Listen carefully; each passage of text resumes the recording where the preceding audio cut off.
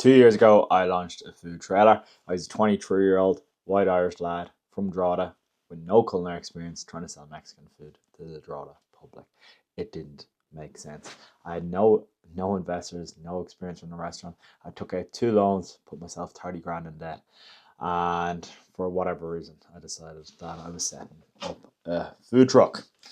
Uh, and since then, over the past 2.5 years, we've won some of the most prestigious awards. We've been nominated for Takeaway of the Year. We won Street Food of the Year in Loud. Been nominated for Young Entrepreneur events. I've talked all over Ireland, and we've catered for some of the richest and biggest companies in Ireland. And over the course of this video, I'm going to give you an introduction to who I am, what my business is, where we are currently, how we got here, and then what is next for us.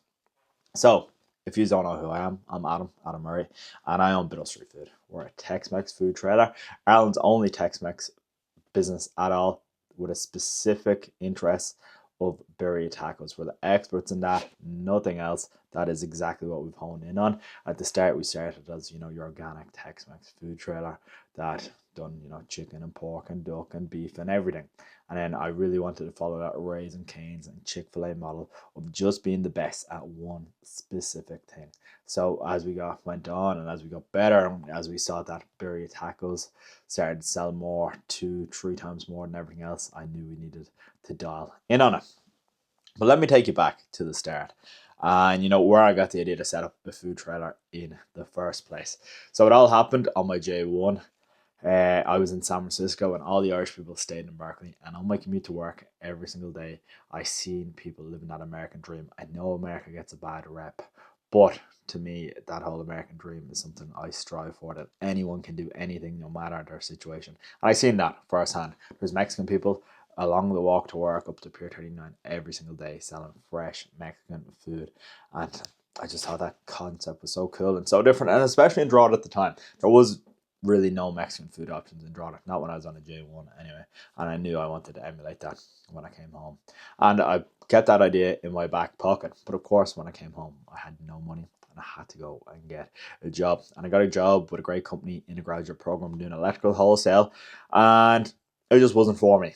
Didn't fulfill me, it gave me no purpose.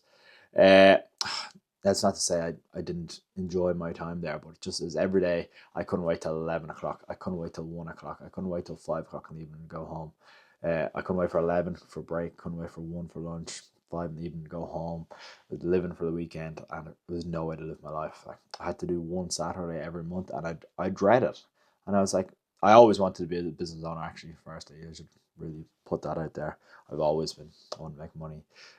My whole life, I've always known I was going to be a business owner. I just didn't know what the vessel would be. Like through school, I sold sweets at my locker, but not like lollipops, or not small. Like I was selling like 250, 300 euro worth of stuff every day, bags from deals under my arms, renting lockers off other people. It was a full operation.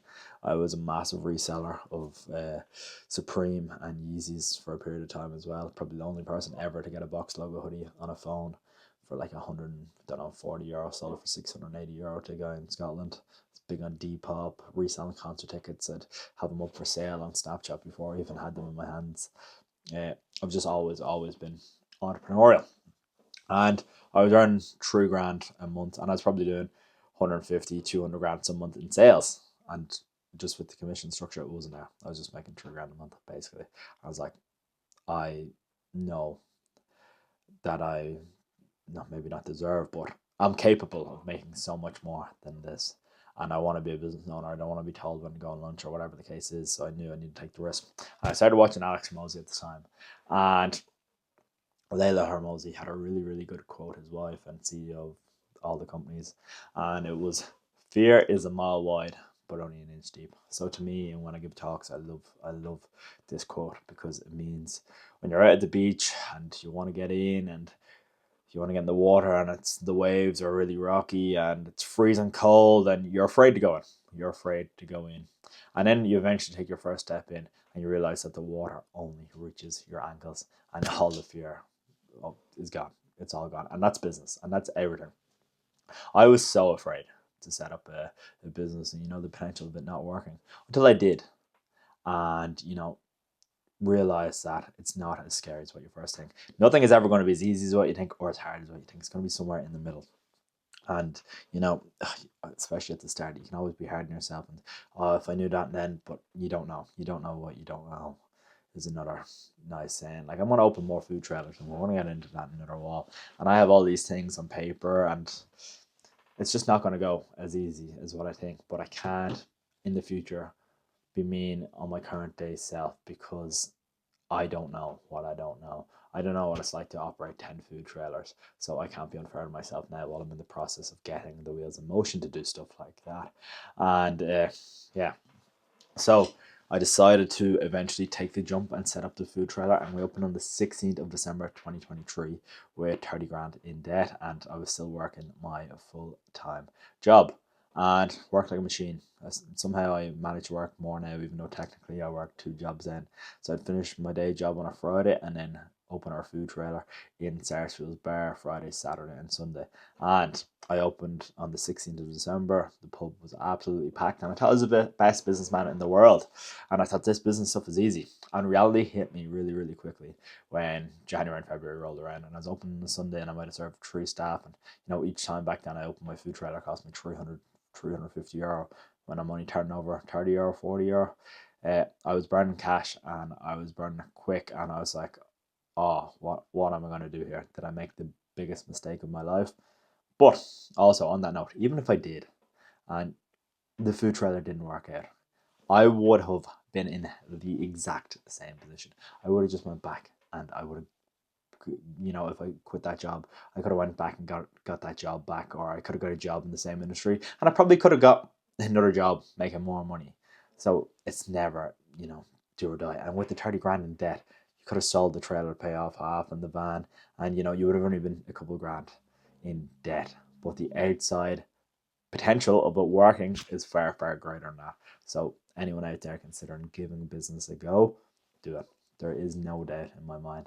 Now, I do have a different perspective on debt now in comparison to what I did back then. I like to follow the Dave Ramsey method, which is another video I'll get into about being completely debt free and growing at the speed of cash, because business is a game of longevity. And I want to be in this for a really, really, really long time. So I want to leverage my own assets and my own money and grow at that speed as best as I can.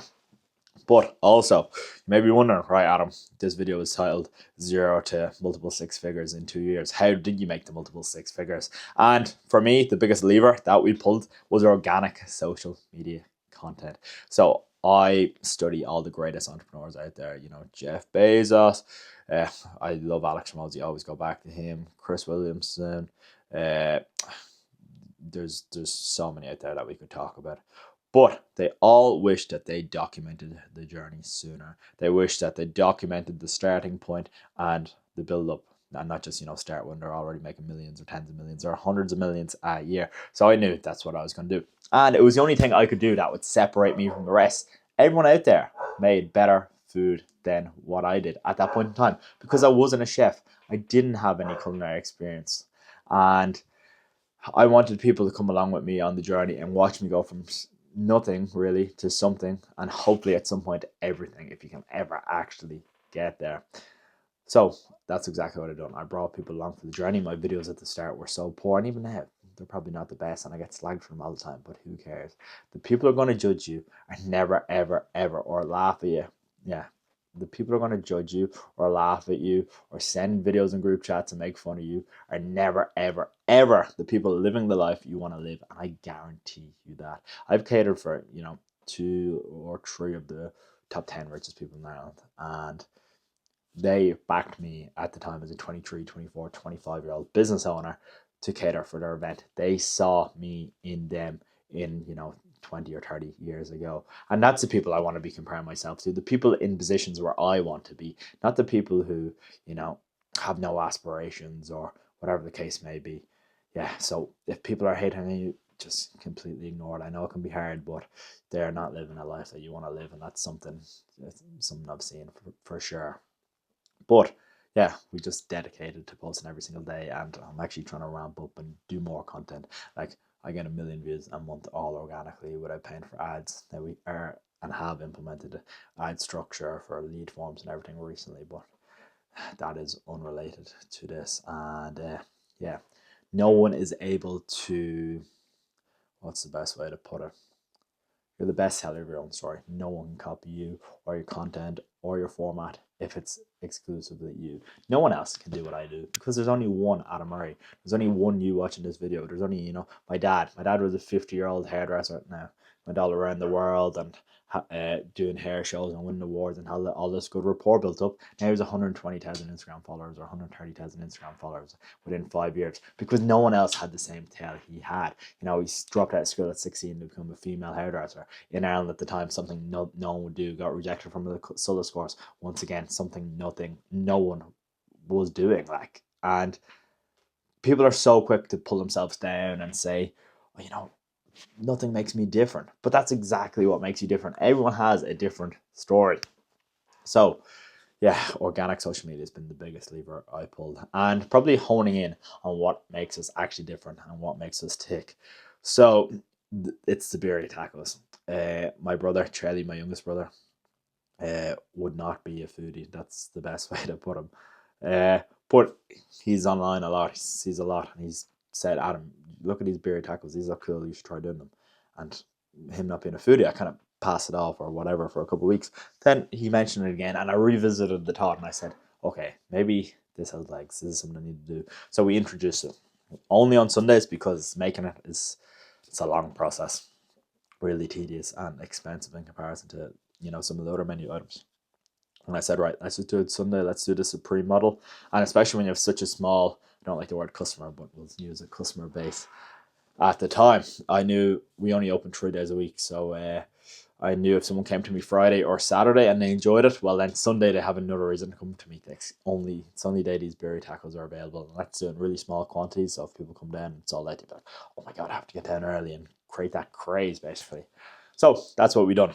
And it worked. It worked well. We started selling it on the Sundays, and then I was like, right, we need to start doing this more. And then we started introducing it Saturday and Sunday, and then Friday, Saturday, and Sunday. So we started doing it every day, and it was just blowing everything else out the water.